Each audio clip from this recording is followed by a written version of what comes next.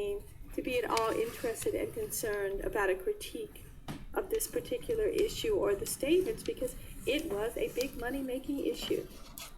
I mean, I just recently did a seminar at Sony Music where I sat on a panel with black male executives who said, and a female executive who said, race is not the issue. The only color that matters in this society is the color green, the color of dollars. This is another American myth that people want to really believe right now, that only dollars matter. Because not only does it allow the collusion of people of color with the perpetuation of white supremacy, or women with the perpetuation of patriarchy, it also creates a culture where there is no moral or ethical valuation that you can bring to bear upon anything, because the assumption is that we all share the common morality of the dollar, which is get as much as you can, as quickly as you can, by any means necessary.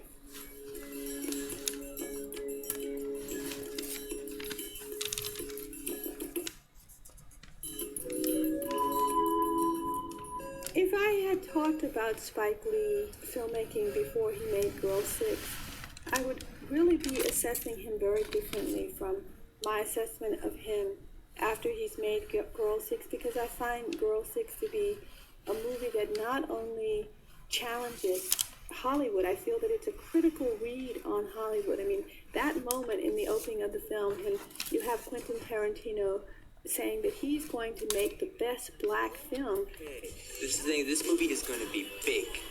Bigger than big, huge. Greatest romantic African-American film ever made. Directed by me, of course. I mean, that was such a deconstructive moment where Spike Lee was saying, this is what blackness has come to mean in Hollywood. It doesn't have anything to do with what color the person is. It's a certain image of blackness that Hollywood finally believes can be negotiated by any cultural maker. Looking for the range of Angela Bassett. We're looking for the total game, you know what I'm saying? Yeah. Okay. Black people aren't needed to produce black cinematic culture because white people can produce that culture.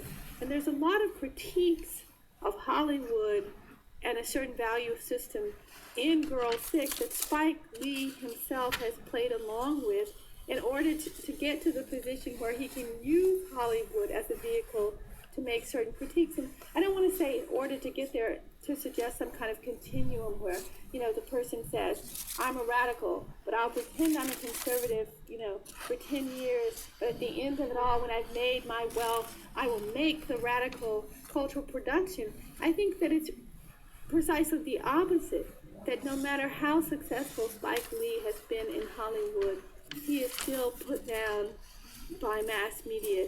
He still does not have the level of opportunity that would be available to him had he been seen as a bright, young, white, up-and-coming filmmaker. So that I think that his bitterness towards that system is actually concrete and real, and not a function of a kind of radicalization that pretended to be conservative and became more radical, but the kind of radicalization that comes from a person who wholeheartedly embraces the rules of a game and find that no matter how well they follow those rules, they still are not a real contestant in the game, and they still cannot win. A major magazine like Time or Newsweek just recently carried a story on Spike Lee as a failure. I mean, it just was amazing. How could you talk about Spike Lee as a failure? And it was something like, Malcolm X was made for $37 million, but it only made 40-some million. And I thought, well, how is that a failure? You not only paid for your movie, but you had some excess profit, though not a great deal, not what Hollywood would want. But that can become talked about in mass media as a failure, even though Woody Allen, who has made many films that do not make a lot of money, does not then get talked about as a failed filmmaker. And so that it is in the interest of a certain structure of white supremacy and patriarchy to put Spike Lee down at this point in his career and to make it seem that somehow he could not deliver the goods, because part of that is about sanctioning white people to become the new makers of so-called black film. As in, for example, a film like Waiting to Exhale, which is sold and marketed in ways that suggest this is a black film. I mean, people kept telling me, this is a film about black women, this is going to be for black people. In fact, this was a typical Hollywood, shitty, uninteresting film, the script written by white people, all marketed as being a film by and about blackness, successfully.